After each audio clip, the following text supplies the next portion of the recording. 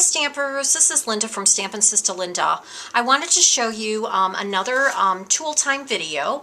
I've created 5 of these videos. This is the 3rd one in the series of the 5.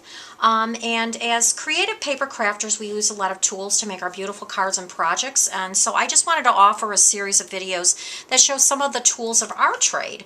And kind of highlight some of the things that I've learned along the way, and tips and tricks, and hopefully things that will help you or inspire you to use your tools as well.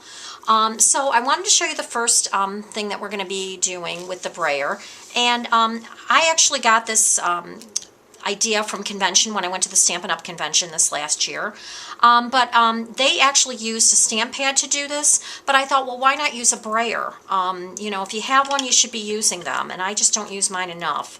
So it's a really cute little candy corn idea for the Halloween season, and Halloween is one of my favorite times of the year, so of course I'm all about it. So what we're going to do is we're going to take a piece of Whisper White cardstock and a straight edge. In this case, I'm using a piece of cardboard, and I'm going to line it up on my grid paper so that it's nice and even. And I'm going to take my little cardboard and make it even. Now when you're brayering something, you usually, if you're using 2 colors, you usually want to start with your lightest color first. So I'm using Daffodil Delight. When you use your brayer, you should always put your ink pad lengthwise, so that way you get more even coverage and covers it a little bit faster. You're going to be pressing into the ink pad and making this nice and even and dark on there, so you've got lots of ink on there.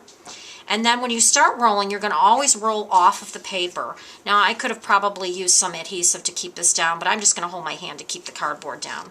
And we're going to go back and forth nice and even.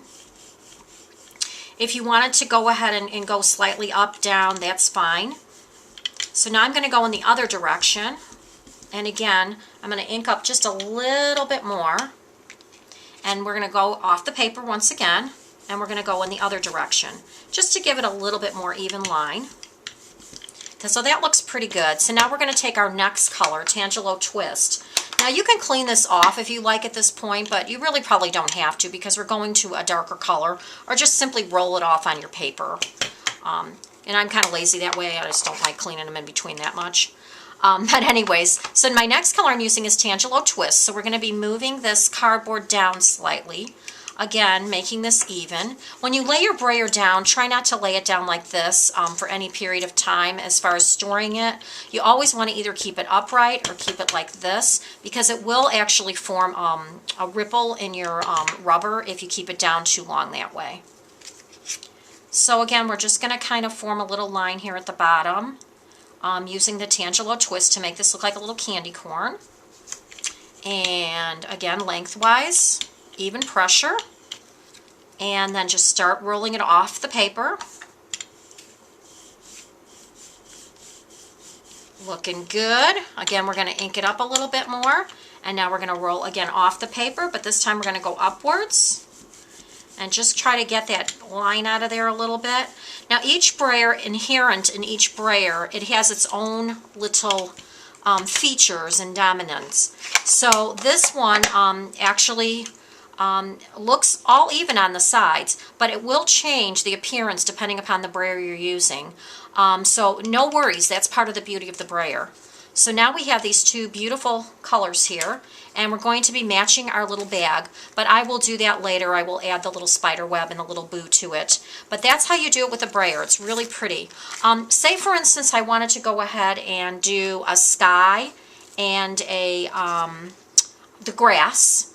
And you could do that actually at the same time. And simply, all you need to do is just take your colors and you would roll them next to each other. I am going to clean this off actually for this one. And how you clean it is, I actually have just a little dish here. This is actually an embossing powder dish. And I have a couple baby wipes in here, and I'm just rolling it back and forth. So when I do want to clean it, that's all I do. So it's pretty simple. So what you can do is, if you roll these together, and I will get a piece of white paper so we can kind of see what this looks like. And then put it on your paper. You actually get both colors at the same time. So you can do that as well. If you have a little line in the center, you can always cover that. But usually, if you do it enough times, it's actually going to fill in. So it's really a pretty effect. I love it. The other thing is, if you have paper that you want to emboss, heat emboss, with clear embossing powder or white embossing powder, this is a fabulous technique to use because it looks so awesome when you actually start rolling it. For this one, I'm going to use a little different color. I'm actually going to grab my blues. And I'm going to be using Lost Lagoon, and I'm going to take a clean roller here. Move these off to the side. And this paper is already pre-embossed. Stampin' Up! Actually sells this paper if you don't want to emboss it yourself, but you could also use your heat gun and do that as well.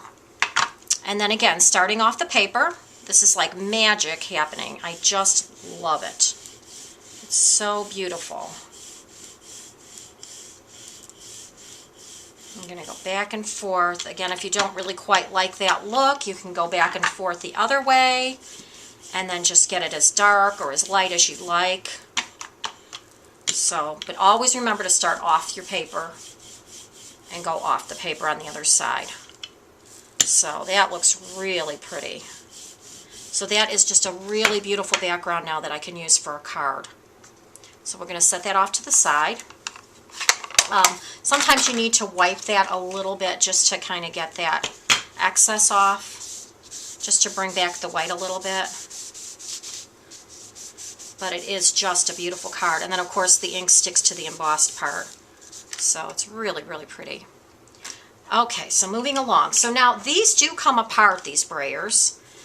Just kind of cleaning this off a little bit. So all you simply do is you just pull this and it comes off. The reason that you want it to come off is you might want to do something a little bit different with this. Say you want to add a little texture to it. I'm going to be using rubber bands. And all we're going to do is we're going to tie the rubber bands around the brayer. It doesn't matter which way they are. They don't have to be even or anything. You're going to pop this back on. We'll go ahead and use our Lost Lagoon again. And I'll get another piece of paper here. And look at the beautiful effect this brings you. So you're getting a really, really neat texture with the rubber bands. So that's really cool. So you can do lots of different things, netting, things like that. So it's a really neat effect. So again, if you're interested in getting any of these tools or any of the inks I mentioned or the paper, please visit my online store at stampinsistalinda.stampinup.net to purchase any of these products or get more information. I really appreciate you watching. Thank you so much. Bye-bye.